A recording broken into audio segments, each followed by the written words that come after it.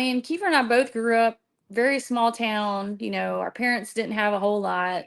We Mhm. just, we moved to Nashville on a dream, and it seems like all of them kind of came true before we knew it. I mean, really was like a really strange feeling. When we won the ACM the first time, Kiefer went into this kind of dark depression, to be honest. Mm. I'm a depressed person. I guess it was kind of like, they say gold medalists, they train for years and then Right. they reach that goal, and then it's like, well, what What now? next? What do Yep. you do now?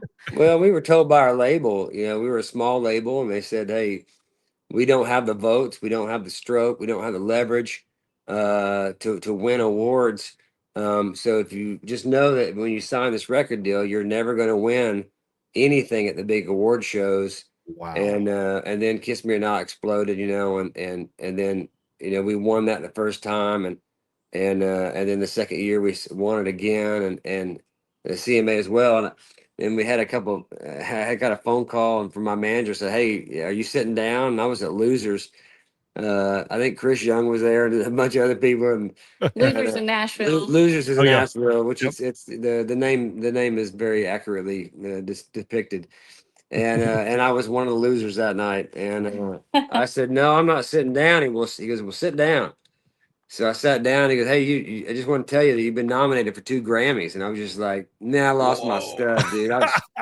Everyone thought I was insane. I was down there by myself, and man, it was just, it's when you work so hard for a dream that you really in the back of your head, you never really think your defense mechanisms is, I'm never gonna make that. I'm never gonna do anything like that because that kind of stuff doesn't happen to people like me Right. you know and so that's the defense thing that you set up, so if you fail, you knew that was going to happen anyway.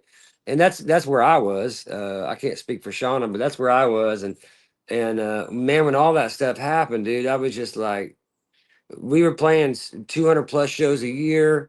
We were constantly on the road. The first year we did 270 shows.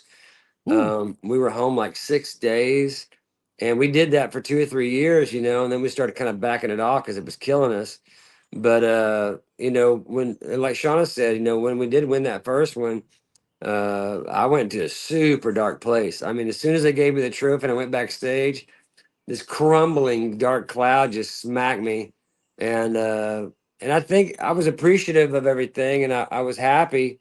I was in awe, and I was just kind of numb about the whole process.